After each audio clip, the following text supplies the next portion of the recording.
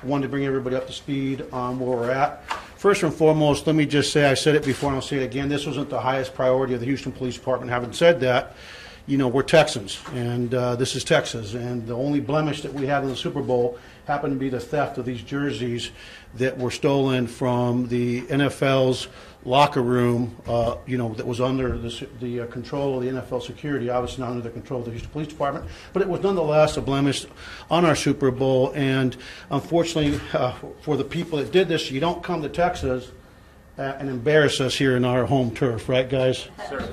So we decided that we were going to try to put this together.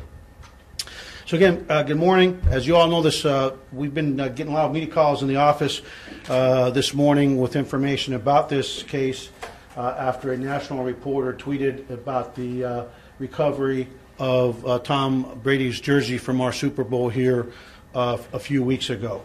I want to make sure that everybody understands that the jersey is in the hands of the NFL and the FBI. It is in Boston. But the reason the jersey has been recovered is because of the men and women of the Houston Police Department and their outstanding work.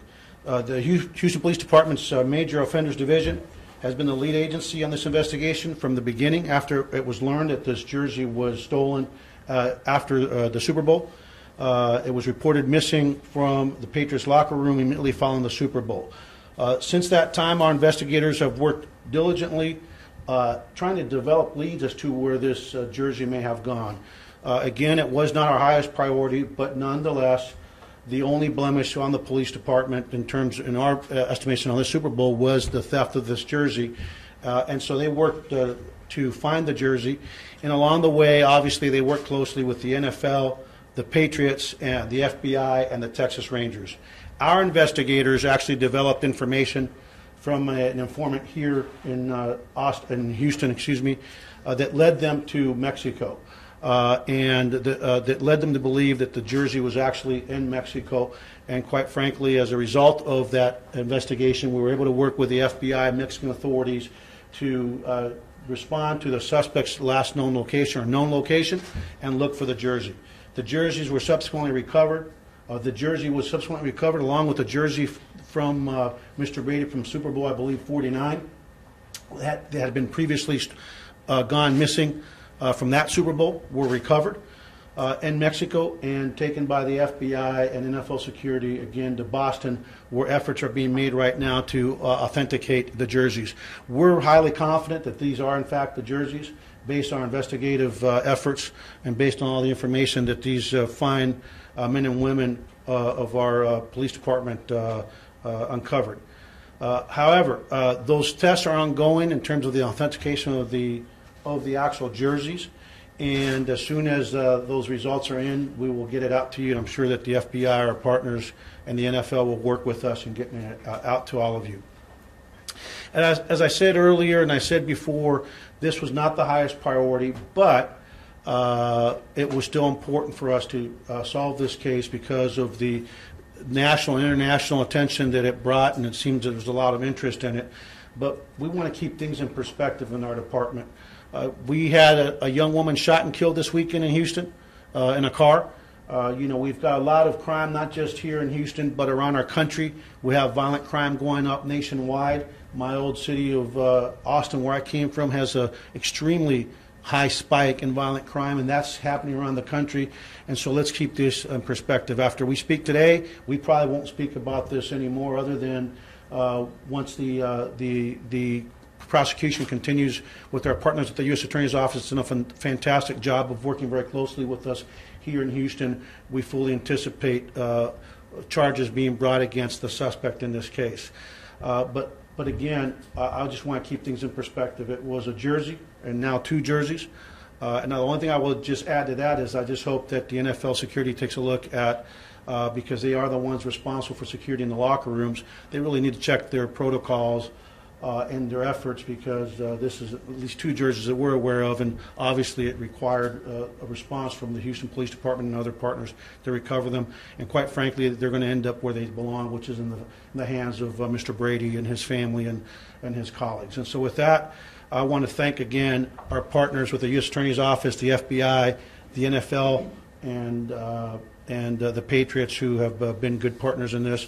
But I especially want to thank our men and women here at the Houston Police Department's Major Offenders Division, but for their investigative efforts and prowess, and I would say excellence, those jerseys would still be in Mexico. Now, again, this investigation is ongoing. Obviously, our partner at the U.S. Attorney's Office is preparing to prosecute vigorously the person responsible for this, so we are going to be limited in exactly what we talk about. So with that, I'll open up to questions. What kind of charges could this person face? Well, it's one of the things they can face is actually transporting stolen goods across state lines and obviously out of the country. And that will be handled by the U.S. Attorney's Office. Can you tell us, what can you tell us about the suspect? I can tell you, I can just tell you that he doesn't reside in the city of Houston. But I will say that the investigation, again, is ongoing, and I don't want to get too specific on it because I don't want to do anything to actually taint it. But the jerseys were recovered in Mexico, and I want to thank the Mexican authorities who have been very cooperative and obviously are great partners. A long-time relationship with our Mexican counterparts. And once again, once the FBI reached out on behalf of the Houston Police Department, letting them know that we had developed information as to the whereabouts of the jerseys and a suspect. They were very helpful, and without their assistance, we wouldn't be standing here today. Where in Mexico? I'm not going to talk about the specifics, just Mexico and in the country of Mexico. Is he in custody? I'm not going to talk about that. Were other pieces of memorabilia found as well? We heard that there possibly some stuff belonging to one of the members of the Denver Broncos from last year's season. I'm not aware of that. Was this guy just a Patriots fan, or was he trying to resell these?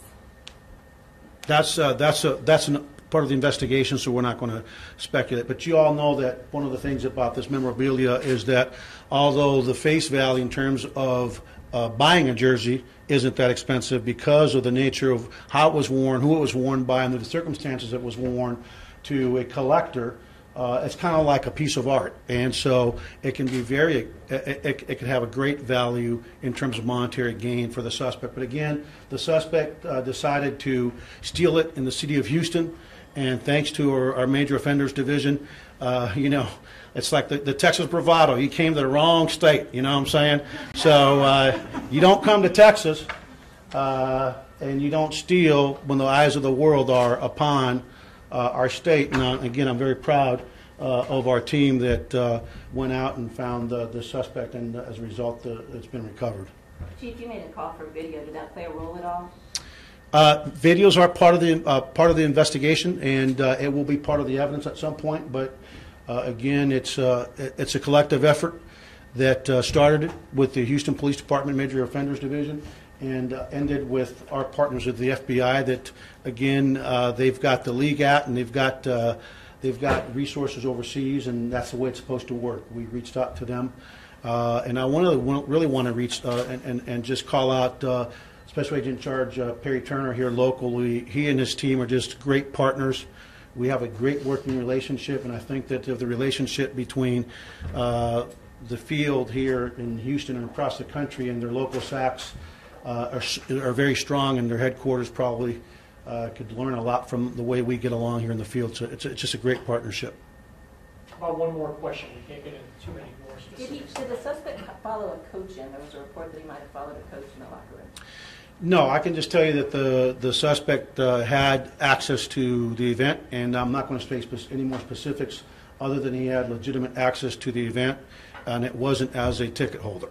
Okay? You mentioned that this wasn't the top priority. Can you talk about resources that went into this? And It was a handful of investigators in the Major Offenders Division, and again, like I said before, I remember telling them, hey, don't burn the midnight oil. If it's that important, you'd have better security procedures inside the locker room. But by the same token, it's Texas, and we do have a little bit of organizational pride. Actually, we have a lot of organizational pride. We have pride in our city. Our mayor and our council put a lot of effort. This city, this community, put a lot of effort into welcoming the entire world to the city of Houston. I think that we really showcased what a Super Bowl is supposed to be like. We showcased our city, and the really only blemish was, this theft from the locker room, and so our folks took it upon themselves. And this guy actually said, Matt Slinker, that if it can be found, it will be found by the Houston Police Department. And now I'm trying to get him to tell me the lotto numbers for next week, but he won't tell me because it's like he looked in that magic 8 ball, and it's we're happy that we recovered it, but we're ready to put this behind us. We're ready to turn it over to the U.S. Attorney's Office so they can prosecute it to the full extent of the law.